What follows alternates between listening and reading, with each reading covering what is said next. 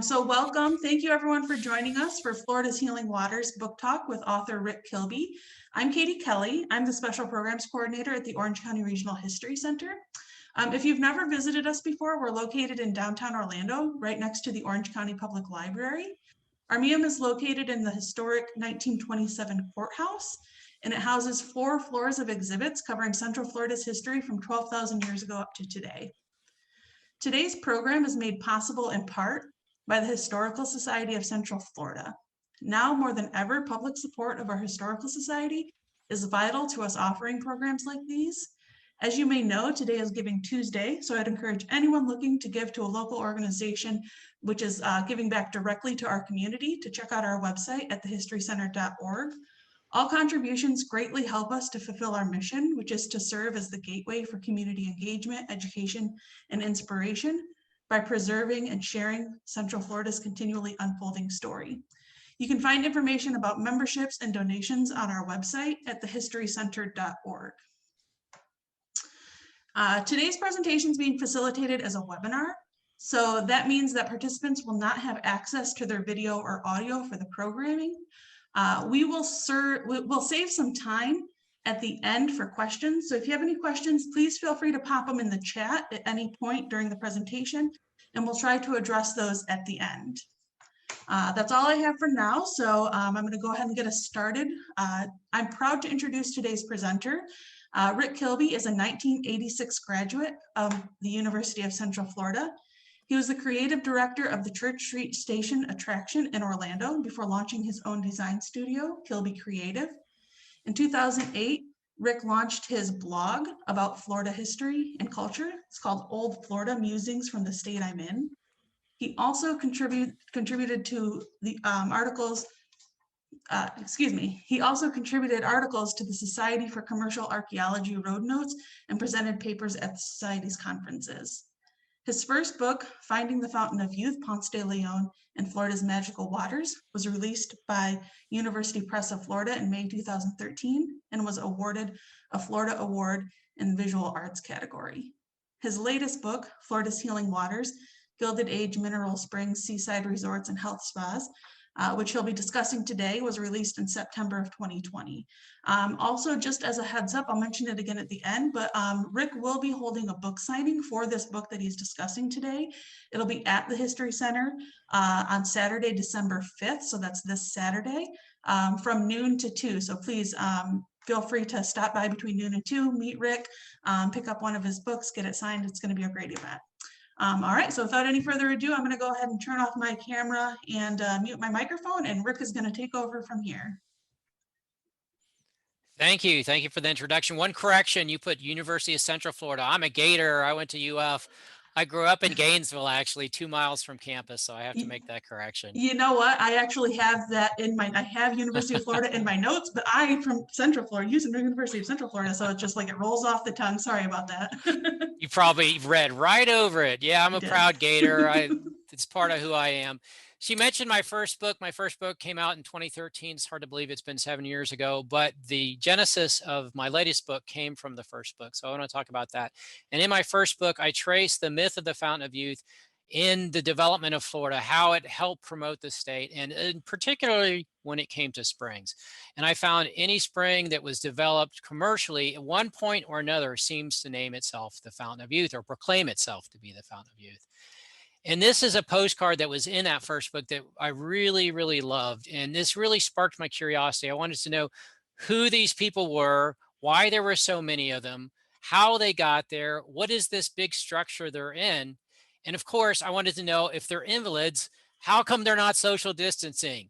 Actually, that never even came to mind until 2020, but I did want to know more.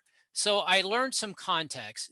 What they were doing is called taking the waters. And taking the waters is an ancient practice of bathing in and drinking water from mineral springs for healing purposes because it was believed to have medical value. And that goes way back to ancient cultures across the globe. The ancient Greeks built temples around springs. The ancient Romans built these incredible baths. This is the Roman baths in Bath, England. And it wasn't just the Western culture, it was Eastern culture too. And there's still a very strong bathing tradition in Japan to this day. But that tradition of taking the waters almost entirely died out in the Middle Ages and the Dark Ages because people started to turn away from those sources, and it didn't come back until the era of Enlightenment. When people started to rediscover the classical cultures of ancient Greece and Rome, they started discovering these bathing places like the incredible baths. And some of the bathing incredible baths in Europe became spas. And this whole culture evolved in the 1500s and 1600s and mostly in the 1700s based around these spas in Europe. Places you've heard like Spa Belgium, places associated with bottled water like Enzion and um, Perrier, all started out as spas. And that's where this spa culture developed. And it was really a thing that the cultured people did. It was there was invalids involved, but a lot of it was just things that you did if you were a person of means. Eventually, this tradition came to the New World. And one of the things I did when I was researching this book was I sought out historical places throughout the United States, other than Florida, to understand the bathing tradition better. Why did these people came to take the waters? So I went to places like Hot Springs, Arkansas, Saratoga Springs in New York, which was the epicenter of Victorian era bathing, and Jefferson Pools in Virginia. Jefferson Pool in Warm Springs, Virginia, actually in Bath County, was so important because Thomas Jefferson spent 9 days taking the waters in the same bathhouse that is still there today. And it was remarkable to know that I was in these waters that were really believed to have healing powers. I also wanted to understand what it was like to bathe as a contemporary experience. So I went to Bath, England, and adjacent to the ancient Roman baths, which are just below this building, is a new spa called Thermae Bath Spa. That's 3 or 4 stories of contemporary bathing experience. So the top floor you can see here, it's like a giant swimming pool, and they actually give you swimming pool noodles so you can kind of float around. But spread beneath you is this incredible view of Bath, England, which is a UNESCO heritage site. And it's remarkable. On the same hand, it's very much like Florida, strangely enough, because you're swimming around in the swimming pool and they have this lazy river thing on the first floor that's a lot like something you might find in Florida. But it's the same water from the same spring that the ancient Romans used. And I love that continuity. There is a link to the ancient bathing traditions that are found throughout the world. There are several places that attach to mineral springs in the state where you can still take the waters, and I made it my mission to go to all of them. Safety Harbor Spa and Resort is in the little town of Safety Harbor, which is in Pinellas County, not too far from Clearwater. And there was 5 springs originally. I think they just use one of them now. And the water is piped into the swimming pools and into the jacuzzi and all the spa experiences they have throughout the resort.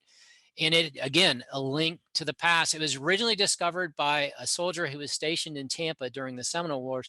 And the story is that he was shown the location of these springs by an injured Seminole Indian. We don't know if that's true. A lot of springs tend to have origin stories that go back to the Native Americans. This is another wonderful place in Warm Springs. This is a picture by my friend, the photographer, John Moran, of Warm Mineral Springs, which is in Venice, near Venice in a town called Northport. And what's unique about this spring is, one, the archaeology is off the charts. There's incredible archaeological finds they found there. And it's a national landmark based on the archaeology. But the people who come to bathe there are mostly Eastern Europeans, many of whom moved to Florida in order to take the waters at the spring every single day. And they've affected the culture of the whole community. So you will find Russian restaurants, Russian bakeries, Russian groceries, all this because of the Russians who moved here because of the minerals in this water. And they wholeheartedly believe that there's beneficial effects of swimming in this water, taking the waters, the ancient tradition. I also look for remnants of the Gilded Age baths that were found throughout the state. Concrete pools, kind of archaeological ruins of this period that I was so fascinated from, which was really between the 1870s and around the turn of the century, a little bit into the 20th century. And I found those vestiges of another time, and I was fascinated by them. But I wanted to know how a small spring like this could cause the growth of this industry that was really essential, a big component in the development of the tourism industry throughout the state of Florida. It's my contention that many of the early tourists who came to the state were actually invalids who came here to seek health with our warm climate and our healing waters. Just a note about springs. Springs are gauged in terms of magnitude. So first magnitude springs means a lot of water comes out. I'm not sure how many gallons, but those are the big springs. Silver Springs, Rainbow Springs, Wikilea Springs, Blue Springs of Volusia County, tons of flow. Most of the springs that were used for healing waters or for taking the waters were second and mostly third magnitude springs. And why they used these was not because of the amount of water coming out, but because of the minerals in the water. You could normally smell a high amount of sulfur. So this is Green Cove Springs. And what I was fascinated about it, it's not a very big spring, but an entire town was built up to support the industry of taking the waters along the St. Johns River in this small third magnitude spring. You can see the little circle with the little red arrow pointed to it. Oh, sorry, I went too far forward. And that is where the spring is. And this entire industry evolved because of the spring here. And you look at all the steamboats. I love this picture because you can just see how vital it was and how many people came here to take the waters. There are many accounts of this period, this golden age of bathing, I like to call it. You can find in travel literature throughout the written records of the 19th century. There was a lot of publications put out there, and these are all original accounts that were first edition, actually in the fourth floor of the library, not far from the History Center. So there's a wonderful array of literature about it, but I wanted to find a firsthand account of somebody who actually experienced this so I could understand it through their eyes. And I struggled. I went from little archives from Lake Butler in North Florida to Largo in Pinellas County, all over the state, looking for somebody who had experienced it in person and wasn't paid professionally to write it as part of a travel guide. One day I happened to be on the fifth floor of the History Center in the collections department, and they had received a new donation. And I just happened to look at this binder, and on the spine, I noticed Green Cove Springs. You can see it there. And it caught my attention because that is one of the most important, if not the most important place to take the waters in the entire state. And what I found is the collection of letters arranged chronologically from a woman who is here with her husband taking the waters in Florida in 1893, all written to her college-aged daughter, Cressy, who's in college up north, and her mother is documenting their trip by writing these letters to her daughter. And now a lot of them are silly things like, did you get my last letter? How come you haven't written me back? Papa's worried because you never write him back. Did you get the oranges we sent? You didn't say thank you. Stuff like you might hear from your own mom or your own dad. But in between that is a wonderful description of what it would have been like to travel in Florida in 1893. And I can't wait to share this with you because it is preserved because of the History Center. The woman on the left is Margaret Kyer, and she's the one who wrote the letters. She's in Florida because of her husband, Charles Kyer, who's a fascinating person. At the age of 15, Charles Kyer and his family moved from Germany to the United States and settled in Pennsylvania. 7 years later, at the age of 22, he enlisted in the Union Army in the Civil War. And when he was discharged, he went into the liquor business. And he started his own business and was kind of a distributor of liquor. You can see whiskey and rye and all that good stuff. And it was very successful, but he wanted to become a brewer. So he invited a relative from Germany to come back and become the brewmaster and he started the Chas D. Kyer Brewing Company. And it was extremely successful. In fact, it lasted until the 1960s. And during the 1950s, they actually sold more beer than Yuengling. And you may have heard of Yuengling because it's still a popular brewery today. So he had a ton of money. This was his house in Mahoney City, Pennsylvania. He actually owned part of the electrical company. He had his own water company, and he built one of the most ornate opera houses in all of Pennsylvania. So his house is a bed and breakfast today. And it leads me to a very important point. To come to Florida to take the waters in the 19th century, you had to be wealthy. No poor people could afford it. Middle-class people couldn't afford it. You had to arrange to come from possibly New York on a steamer, and you would maybe stop at Charleston and Savannah and normally come aboard in Jacksonville, but it was not something poor people could do. And Florida has a long tradition of welcoming invalids, and one of the biggest groups of invalids were consumptives. And consumptive was the Victorian era name for people with tuberculosis. And it was so rampant during the 1900s or the 1800s that in 1851, 1 out of every 4 deaths was attributable to tuberculosis. And it was believed in the second half of the 19th century that being outside and being exposed to fresh air would help you, consumptives, alleviate some of the wasting that they had. It was a wasting disease. It was a horrible, horrible way to go. And there were whole books written to guide people to come to Florida and to come to South Florida. So this book was called Going South for the Winter with Hints for Consumptives. And you can see the lady on the right is not doing well. And here's another book, Sketches of St. Augustine with a View of Its History and Advantage as a Resort for Invalids. Look when it's published, 1848. So this is only 3 years after Florida becomes a state, well before the Civil War. St. Augustine has a long tradition going back into the 1700s of being a haven for invalids who can come down in winter. That's another thing to note, that people came to Florida in winter to get away from the winter because they wanted to be in the fresh air. And if it was really cold, that was really impossible to do in the north. Another thing to note from this period, this is the age of the Industrial Revolution. And a lot of the cities in the Northeast are highly polluted. The air is polluted, the water is polluted. So people with means tried to escape the cities, and they went up into the mountains. They went to the seashore, and they went to mineral springs because they believed it was more healthy than breathing all this pollution. This was long before an EPA existed. It was also an era when people believed in miasma, and miasma means bad air.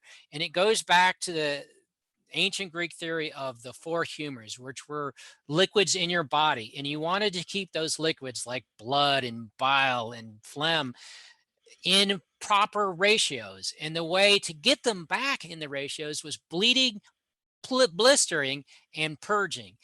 A great example, George Washington got sick, and this was actually in the 18th century. And what did they do? They bled him, and they bled him so much they actually bled him to death.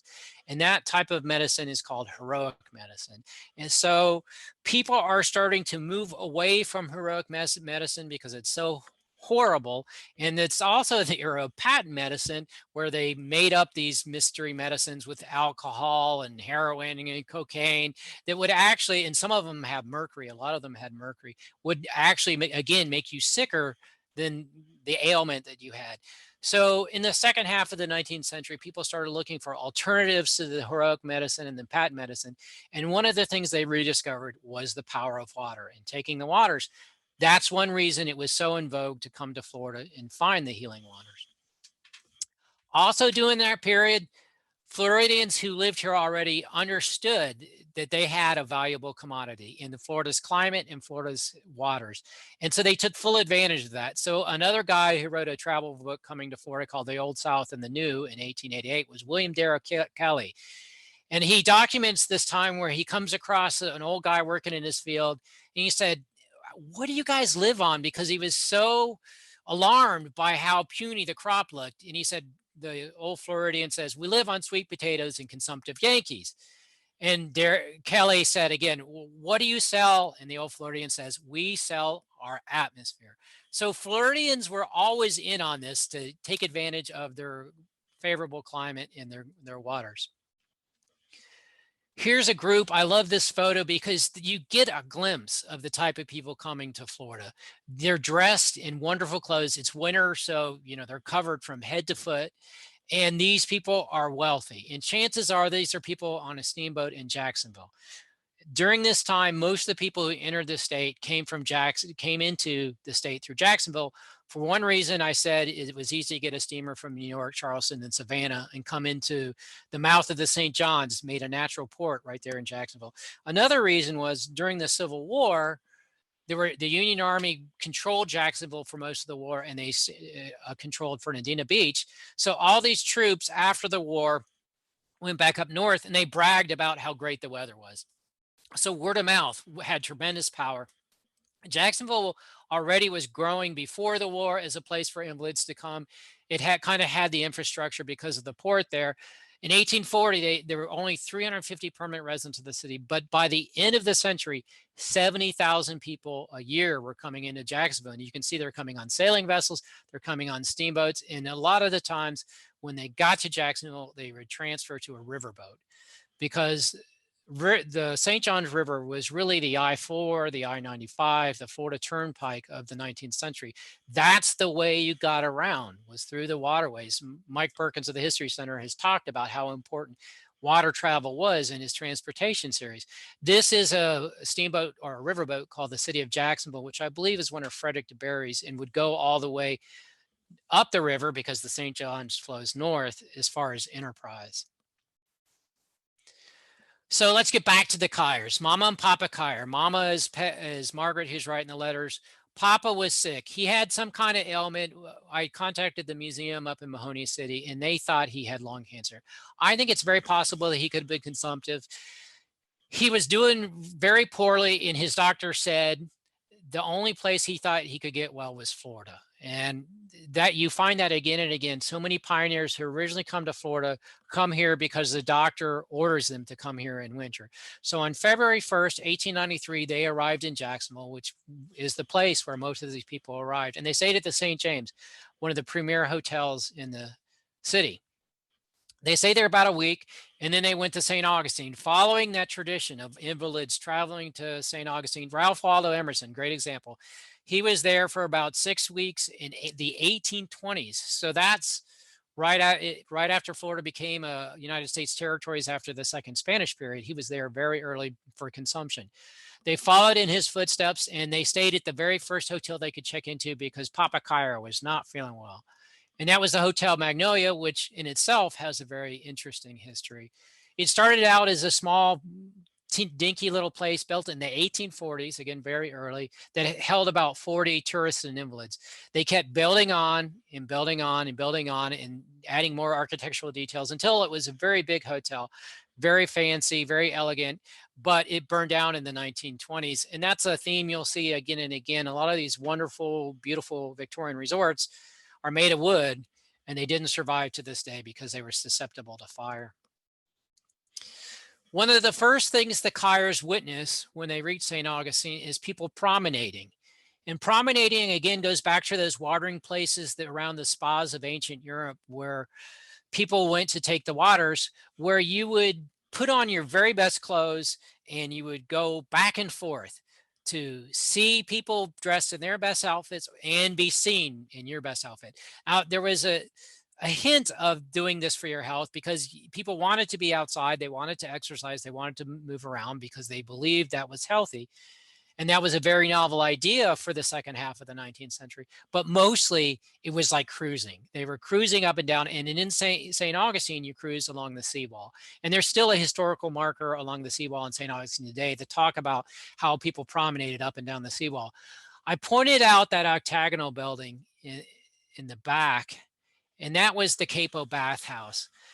The Kyer family was from the Baden region of Germany, which means bath. So they would have been attracted to bathing options because that's the region where in Germany where a lot of this bathing tradition comes from.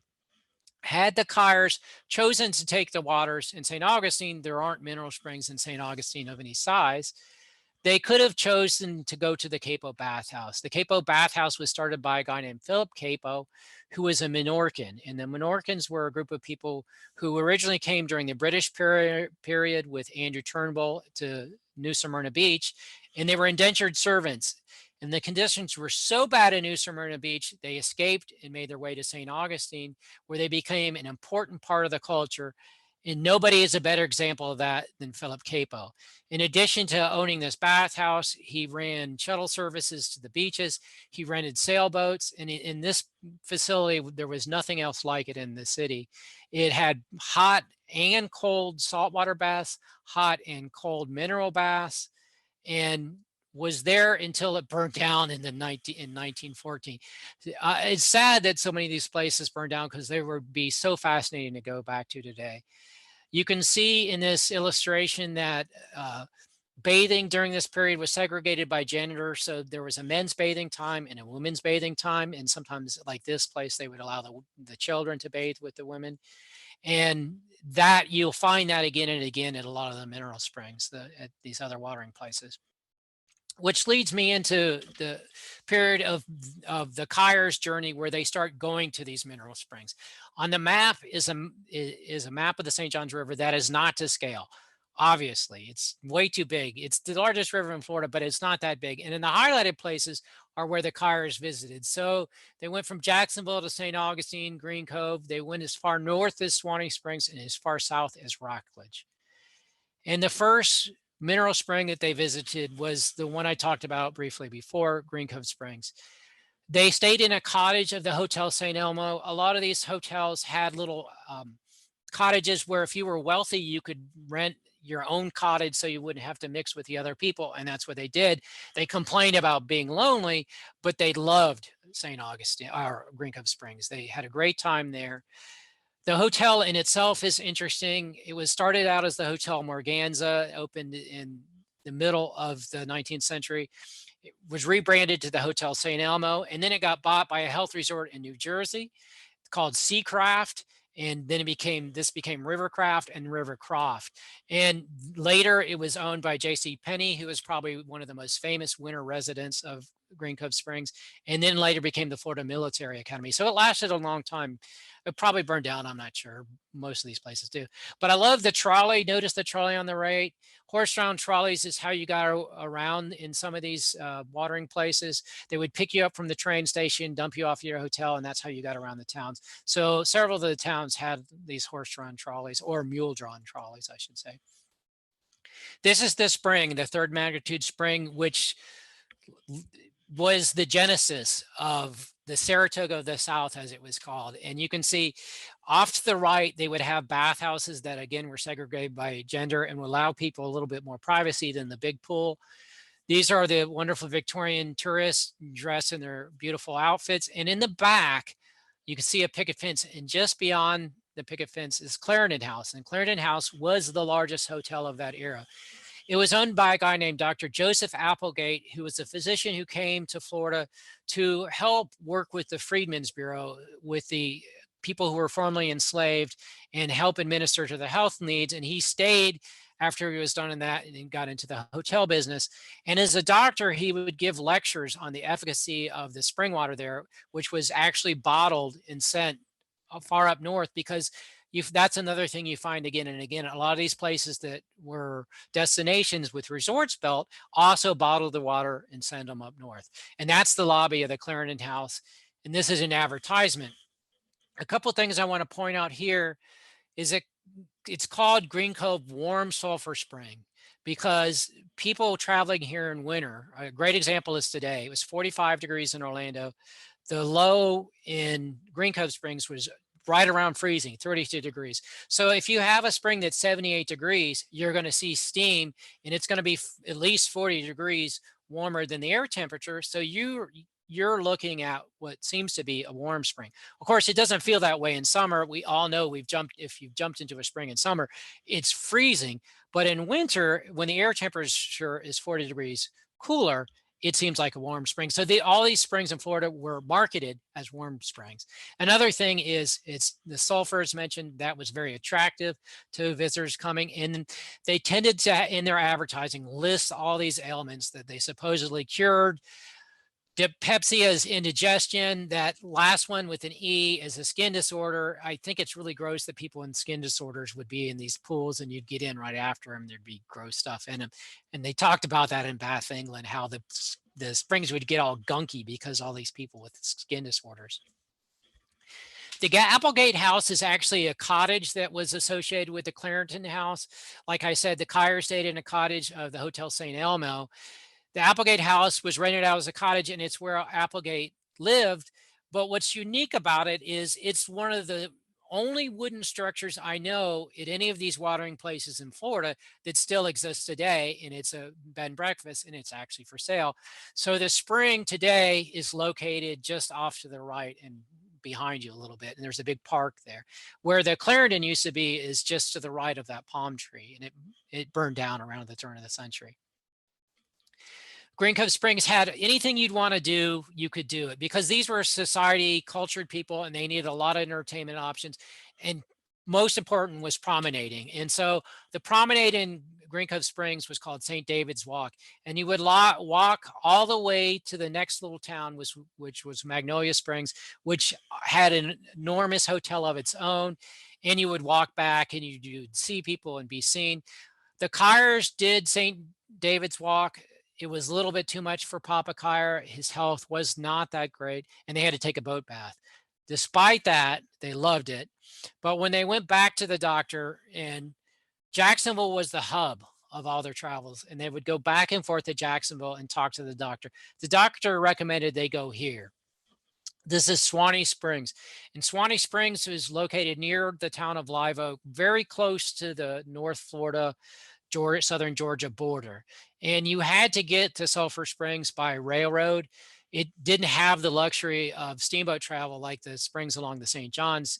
It didn't really blossom until the 1870s and 1880s when railroad travel got there. So you would take a train from Live Oak, and they had their own little train station. You can see it at the top, this cute little round building. And that's really when it started to blossom.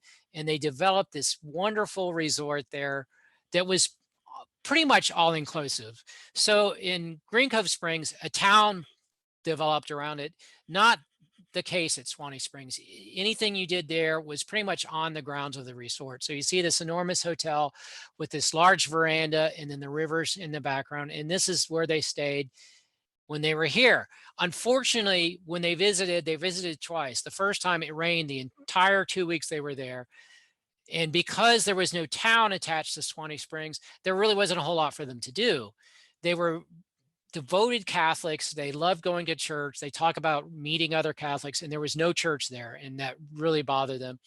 And you can see this is the spring itself. They built this rock wall in order to raise the level of the water so people could bathe there, but there aren't that many people there compared to this. This is White Sulphur Springs that I showed earlier. White Sulphur Springs was just on the other side of the river, a few miles down. Had they gone to White Sulphur Springs, they would not have been nearly as lonely, because look at the number of people there. It was this beautiful spring house was developed by a Confederate widow named Minnie Mosher Jackson, whose brother was a doctor. So they bought the place and they hired architects out of Jacksonville to construct this huge edifice, which is, to me, the premier facility of all these bathing places in Florida. It had a clinic, it had changing rooms, it had an elevator even for people to get up and down. There's nothing else like it. It was state of the art, and a lot of famous people visited there. And like Green Cove Springs, White Springs was a whole town that developed to give people choices when they were there taking the waters. So you see it's a cute little Victorian town with white picket fences. And of course, most importantly, they had a place where you could promenade. It was very rustic, but you could promenade over the old rustic bridge by the spring. The next stop for the Kyers was to go south. In order to go south, they traveled by river, so they had to head back to the St. Johns River. And when you went on the St. Johns on the big river boats, you really couldn't travel any further south than Sanford and Lake Monroe, because the water gets too narrow and it's too shallow. So you had to transfer to a smaller boat. But there were some resorts there that were connected to springs, the most famous of which on Lake Monroe was the Brock House. And the Brock House was started by Captain Jacob Brock, who was a steamboat captain originally from Connecticut. He stopped in South Carolina, had his steamboats there, and then he brought his steamboats down to Florida. And he saw there was a need for the steamboats to go further south, and he brought steamboats all the way from Jacksonville to Enterprise, and that's where the Brock House was located, which was established in 1855, which is amazing when you think it was about 5 or 6 years before the Civil War started. And he kept building on and building on and building on. They called it one of the largest wooden structures in the world. I don't know if that's the case, because you see the same claim made for a lot of the other resorts. It appealed mainly to hunters and fishermen, but they also had access to Green Springs. Green Springs, or Green Spring, I should say, is really a unique spring because of the amount of minerals in it. It makes the water opaque. And an early account called the water as green as Niagara Falls. Yet, when you take a clear drinking water and fill it with water, the water is crystal clear. And they were amazed at how it could look so different. One of the earliest resorts ever built at a spring, it was built by a guy named Cornelius Taylor, who built a resort there is in the 1840s. And it may be the very first resort or hotel, I should say, built at a spring. And Cornelius Taylor was in the naval stores business, which was about turpentine and lumber for building ships. And he was actually the cousin of Zachary Taylor, who was the president. Green Spring is still there today. It is a state park. And if you want to learn more about, a county park, a Volusia County Park in Enterprise. And if you want to learn more about the history, there's a wonderful set of interpretive markers throughout the park that talks about this remarkable era of taking the waters at Green Springs. Famous people stayed at the Brock House. When Ulysses S. Grant was touring Florida, he stayed there. Winslow Homer spent some time there. And when he was there, he made this beautiful watercolor painting. Another stop was Wekiva Springs.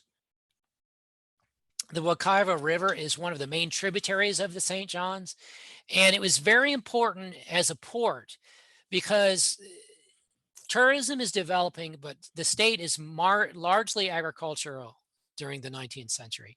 And to get your crops to market, you have to ship them over water until the railroads came. The railroads really didn't come until the 1880s.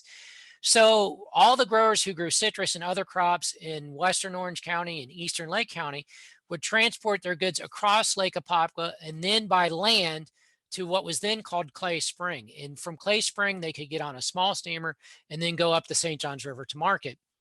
So Clay Spring was very, very important. It rivaled Apopka as being the commercial hub of that section of Orange County. At some point in the late 1800s, a guy named, what's his name? I think it's J.D. Smith. Yes, J.D. Smith. He was a newspaperman from Iowa, decided he would try and create a health resort there. And he called it Tanyawatha, which he said meant healing waters. A lot of these places in Florida tried to connect themselves again to Native American traditions. It's believed that the Native Americans thought that the waters were sacred and spiritual. And they try to take advantage of that in the marketing. And so you can see on the ad in the left, in the round circle, there's a Native American maiden holding the water because it was supposed to be so effective in curing rheumatism, kidney, bladder, and other things. I think that Wekiva Springs was only marketed as a health resort for a very short period of time and then became more about recreation. And you find that again and again in a lot of these places. As it goes out of vogue to take the waters, they became recreational resources. So this is the bathhouse at Wekiva Springs. The Kyers didn't go there, but I thought it was important to show that there were other places in Central Florida that were healing waters. And Wekiva Springs has got to be near the top of that list. Back to the Kyers. They would have had to go on to Sanford because we know that their next destination, Rockledge, they reached by steamboat. So Sanford was kind of the edge of South Florida. Anything south of Sanford was getting considered South Florida. And it was really wild, uncharted territory for the most part. And Sanford is where you changed your transportation if you were going further south. So you can see the railroad on the pier. That's probably one of Henry Plant's trains. And Henry Plant's trains could take you all the way through Oakland and as far south as Pinellas County. You could also get on one of Henry Flagler's trains, and you could also transfer to a smaller boat and travel by boat, which is what the Kyers did. On the top picture, on the left is the Chattahoochee, which is one of Henry Plant's steamers that would go up and down the river and deliver you to Sanford in order to transfer to a smaller boat or to one of his trains. You can see it's a big boat and it's got a steel bottom. And the boat on the right is the Juanita, which was typical of the smaller steamboats that ran up and down the river and could go into some of the smaller spaces like the Ocklawaha River. And that's probably the type of boat that the Kyers got on when they went to Rockledge. In Rockledge, they stayed at the Hotel Indian River. It was famous because Grover Cleveland, one of the presidents, I think it is Grover Cleveland, stayed there in the 1880s and kind of put it on the map because he got a lot of publicity. And it was, again, known for primarily hunting and fishing, but they billed itself as a health resort. And you can see this image and the letterhead on the letter that Margaret wrote to her daughter, the steamboat, in front of the hotel. It was a grand hotel. Had the Kyers wanted to take the waters, there was no springs of any note that far south. They would have had to practice sea bathing. And this beautiful brochure for Indian River country shows 2 sea bathers on the left.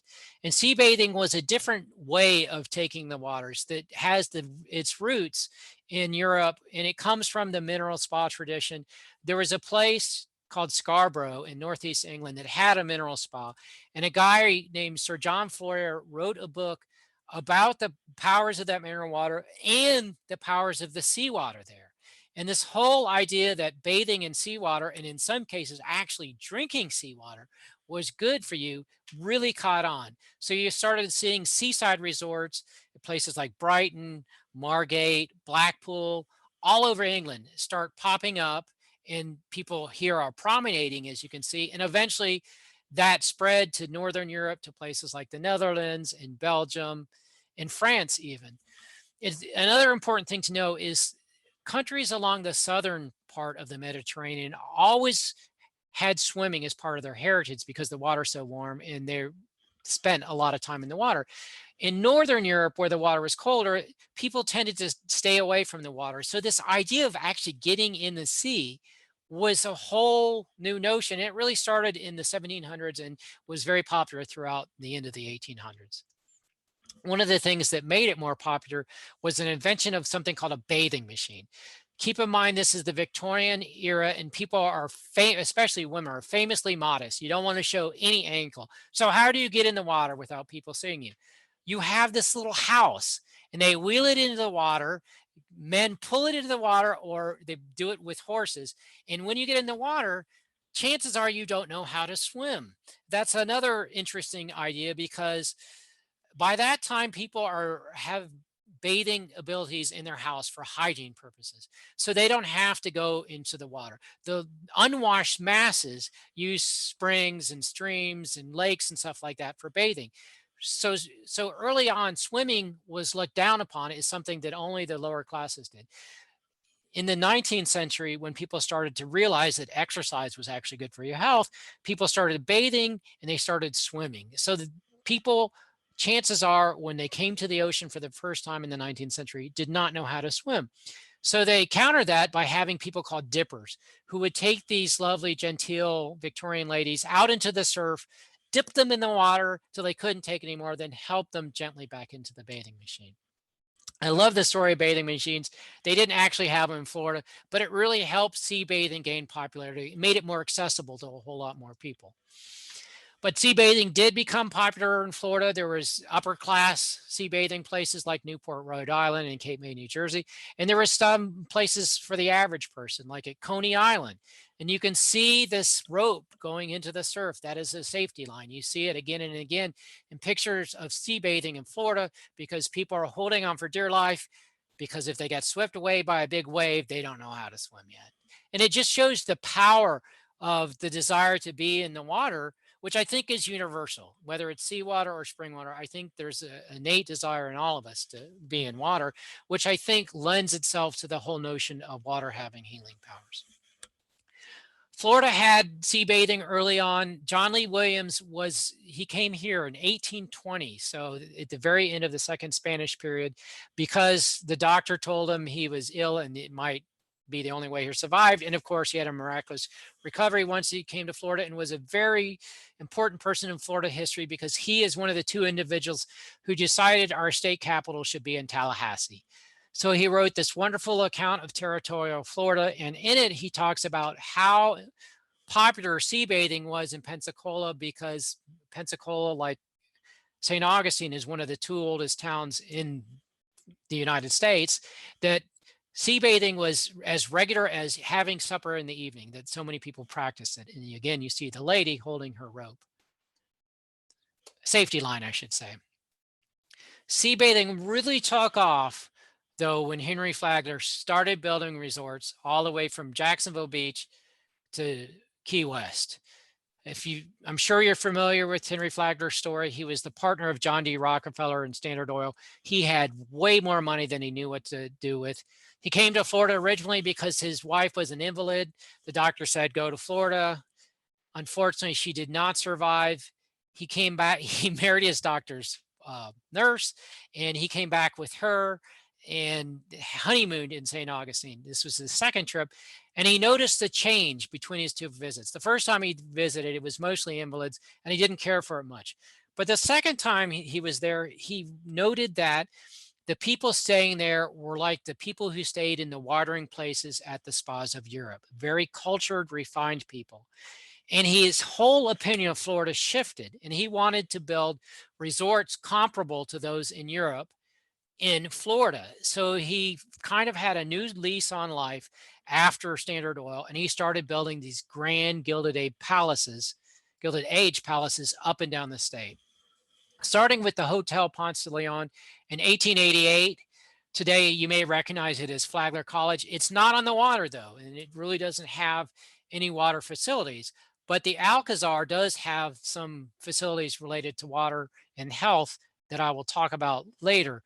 But the Alcazar is now right across from the Hotel Ponce de Leon, and that's where City Hall and the Leitner Museum is. Perhaps you visited, and I'll talk about that a little bit more. For Henry Flagler was the Hotel Ormond. So he's getting closer to the coast. It was actually on the Halifax River, but it had beach access. So early on, he's promoting sea bathing in his advertisement, saying that the water there is salubrious and it's very healthy and it's wonderful beaches for bathing and auto racing. You can tell this came later, about the 1820s. But finally, he reaches Palm Beach, and his first hotel on Palm Beach is the Royal Ponciana, which is right on Lake Worth. And he buys a hotel that gave him beach access, and they tore that down and built the breakers. So this is the first of their second breakers because, like all these other places, they burned down. Eventually, in the 1820s, they built one that's not made out of wood that's still there today, but that was long after Henry Flagler had died. But look at this advertisement for the breakers. There's 6 images, and 4 of them are related to bathing. There's bathers in the surf, mid-weather bathing, because bathing was one of the main amenities that he promoted in bringing Northerners to his fancy resorts. And the heyday of sea bathing, I think, is this period at Palm Beach, where you see these wonderful, wonderful outfits and these people, the guy in the white suit and their wonderful long dresses. And on the left, you see people in the bathing and you see people who are just gawkers. You can tell they're not there because they want to get into the water. They just want to look at people in their bathing suits. Nothing has really changed in 120 years. It's the same as it ever was, except for the bathing line. So note the safety line going across the picture so people could grab a hold and get into the water safely. Eventually, though, people start learning to swim. One of the reasons they start learning to swim is Henry Flagler starts building saltwater pools at his resorts. So here's an advertisement for one of the saltwater pools. It says watching the bathers, because there's always got to be a gallery for spectators to watch other people bathing. And these buildings were called casinos. They're not gambling casinos, but they're places with bathhouses. Some of them actually had dark rooms because amateur photography was so popular. But the main thing these baths had, or these pools had, were swim instructors. So eventually the whole idea of taking the waters for health transforms itself to the idea of recreational swimming. And you can see that here in this picture. This is the Alcazar, one of the finest pools, the largest inside pool ever built at the time it was created, 120 feet long by 50 feet wide and fed by an artesian well. So it's very likely it reeked of that same sulfur smell you would find as a spring. You could rent a bathing suit there if you didn't bring one. It looks to me like he's trying to match the grandeur of those ancient Roman baths, like the baths of Caracalla in Rome, in a modern Victorian setting. So this is the back of the Alcazar Hotel. You may have visited there for a while. They had shops there, and now I think it's just a cafe. There's no water in it, of course. But the main thing he had there for people who were ill was hydrotherapy facilities. And hydrotherapy, again, is based out of that tradition of taking the waters at the springs of Europe. And it kind of is the same, but it's different in that you don't need spring water. Any cold water will work. And they found all these different treatments. And it was started by people in Germany and the Czech Republic who tried different ways of applying water. Some were as simple as walking with bare feet over grass with dew on them, or others involved wrapping yourself with a towel for hours on end. And if you look at this advertisement on the left, look at all the different ways you can practice hydrotherapy. Mechanotherapy, electrotherapy, tonic baths, Turkish baths, steam spout baths, Roman baths, Russian baths. It goes on and on and on, because eventually hydrotherapy replaces balneotherapy, which is taking the water in springs or taking the waters in the ocean, as the way you used water to get well. It was the medicinal way of coming to Florida and using water for wellness. So this is the cover of the brochure. And this, I love this so much. This is the steam room of the hydrotherapy facilities in the Enlightenment Hotel. And they called this the Senate because you'd wrap yourself up with your towels and it looked like a toga in ancient Rome. And many of the hydrotherapy facilities are still there in the Enlightenment Museum, another place I highly recommend visiting. The sanitarian movement started in the northeastern United States for people with tuberculosis because it was believed to be out in fresh air was good for you, even in winter. So it's natural that people would want to have sanitariums in Florida so that you wouldn't freeze your butt off when you're outside in winter. And so a great example of this is a guy named Dr. Benedict Lust, who came here from Germany, where he learned all these hydrotherapy methods, and he established a branch of his young board sanitarium in Tangerine, which is right next to Zellwood in Northwest Orange County. He had his original youngborn was in New Jersey. He wanted one that was in an ideal climate, and that's the reason he came here. And he bought an existing hotel called the Wachusett House, and it was located right on the banks of Lake Ola.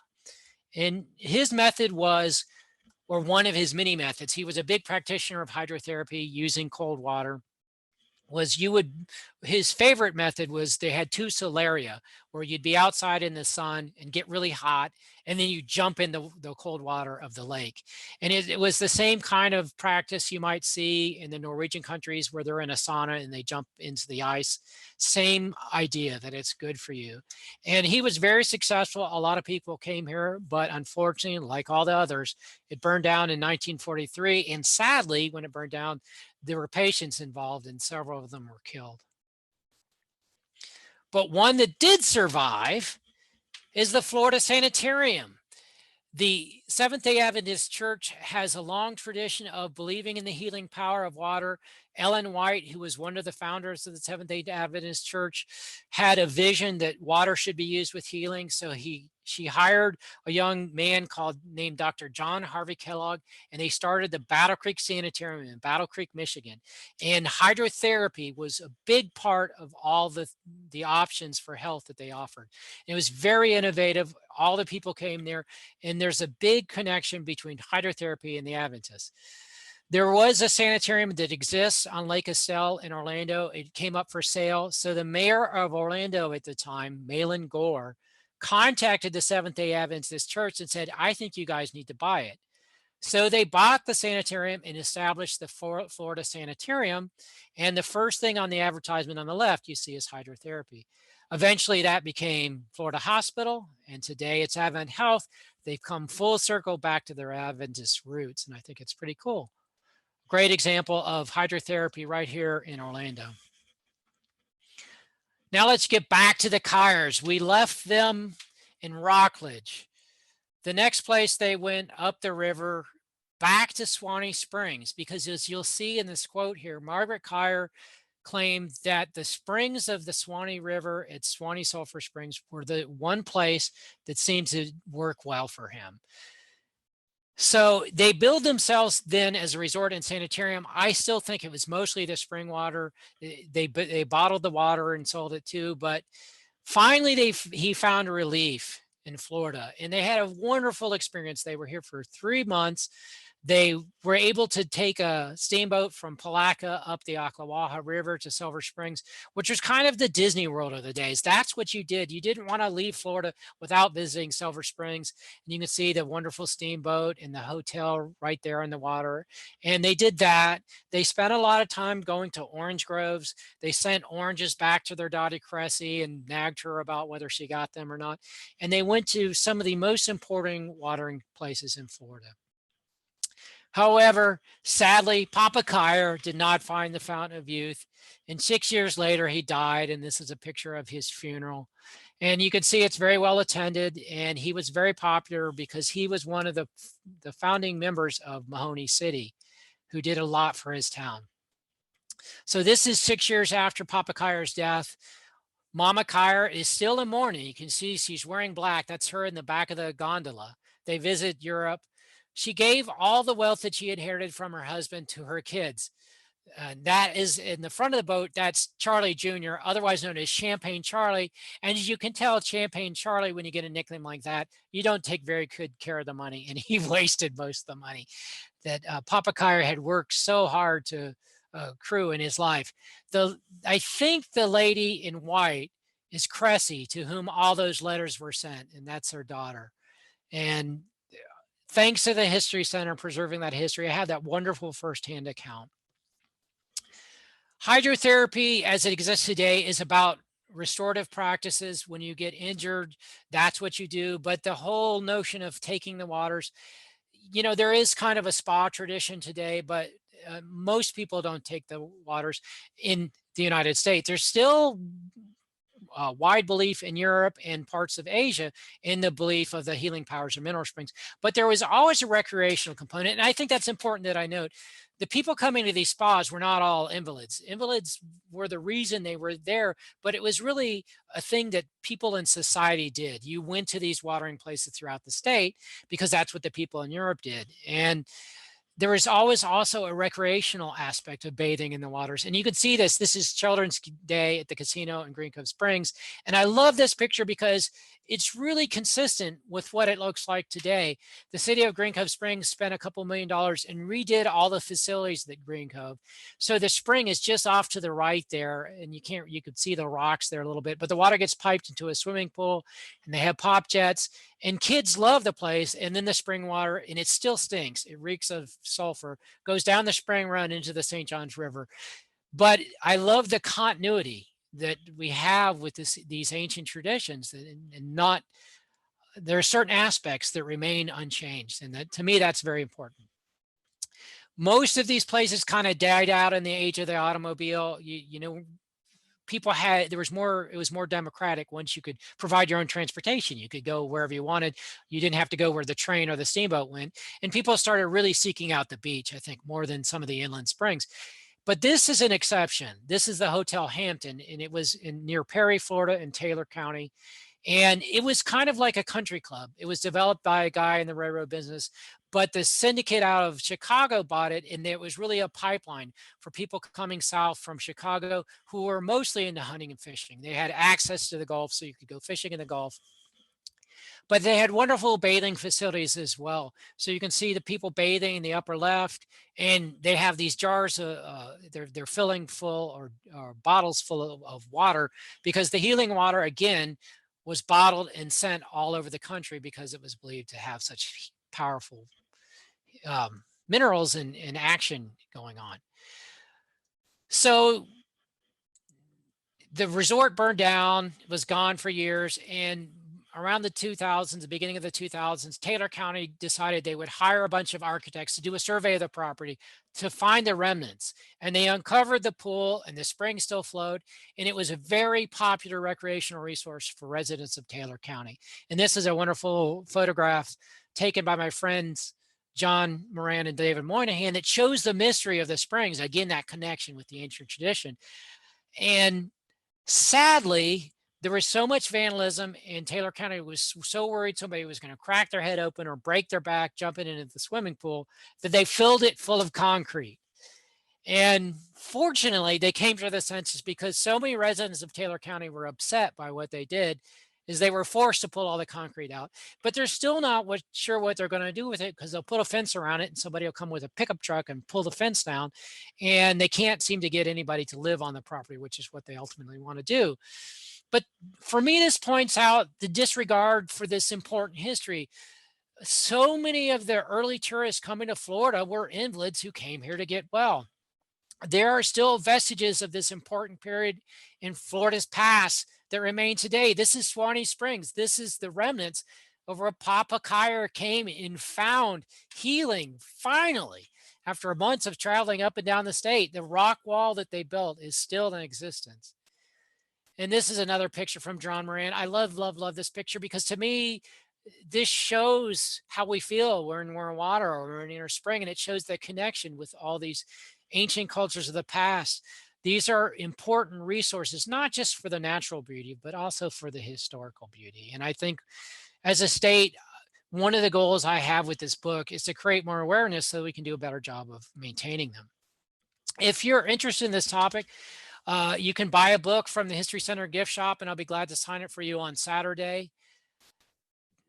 I really want to give a plug to the History Center because they preserved this story of Mama and Papa Kyer that has meant so much to me that I looked all over the state for and ended up being 2 miles from my house. And I believe history is so important, and I'm going to make a Giving Tuesday donation. And hopefully you will too, because what the History Center does is so important, and it was very important in my research. And now I'm out of breath, and I would be glad to answer questions. All right, thank you so much, Rick. That was amazing. That's, you know, you really notice the difference in the presentation between somebody who's maybe, you know, has a background in art and graphic design and somebody who doesn't. So your presentation was just beautiful. Very true. We do have a couple of questions, and if anybody who is still on with us wants to ask a question, please throw it in the chat and we will address it to Rick. So first, I'm not sure, this is a little bit out of the periphery of what you were talking about today, but someone was wondering in the chat if you came across in your research, if you know anything about a resort that was on Intercoastal Merritt Island, visible from the Cocoa Beach side, if you know anything about that resort or its history. I do not know, but I know that, you know, they had steamboat travel and then the railroads got there and there was a whole resort industry. And I didn't really focus on that because sea bathing, you know, was this really short period of time, and it was really more of an amenity, you know, whereas the resorts at the springs were there because the springs were there. For the resorts that Flagler built, it was like, come here and we have sea bathing. You know, it wasn't there because there was sea bathing. It was really the beach and everything. And it was really about society coming there. But, and I know there were a number of great resorts down in Brevard County, but I don't know anything about that. It's an area that I think, and actually there is a book that just came out that the Florida Historical Society was involved in, and I don't remember the name of it, but somebody wrote a whole book about the resorts in Brevard County, and it was recently published. And I know they have it at the gift shop at the Florida Historical Society. Awesome, thank you. Someone is wondering about if alligators in the water were an issue and what they did about that. It's a kind of a something that they didn't have to think about in Bath, England, but that we would have to think about perhaps here. Well, one of the big things that they did on steamboats was shoot alligators, especially on the Ocklawaha River, where it was much narrower, but they would shoot them all the way up and down the St. John's. And early, you know, that was a big thing to see. And when you got to Enterprise, there's one account of Enterprise where they called it a nursery for alligators. And somebody said you could practically walk across the alligator on the backs of alligators across the water. There were so many. But there was at some point where they had hunted so many of the wading birds and so many of the alligators that people were actually worried they would become extinct because there were so many people sitting on top of these steamboats just shooting them for pleasure. And I don't know, haven't heard any accounts of alligators being in springs during that period. I know that you still find them in springs today, and a lot of people think they're cold-blooded, they won't go into the springs, but that's simply not the case because there have been fatalities at some of our springs in Florida. I know that when William Bartram was here during the 20 years the British ran Florida, he encountered alligators at some of our springs, but I haven't come across any accounts where people bathing came across alligators. I would think they'd be very careful, and they fenced in a lot of them. Like in Green Cove Springs, they actually built a fence all the way around the spring so that alligators really couldn't get in, and a lot of them were piped and pooled, so it'd be very difficult for alligators to get in. But as we well know, they can climb fences. You've seen the YouTube videos. Oh, interesting.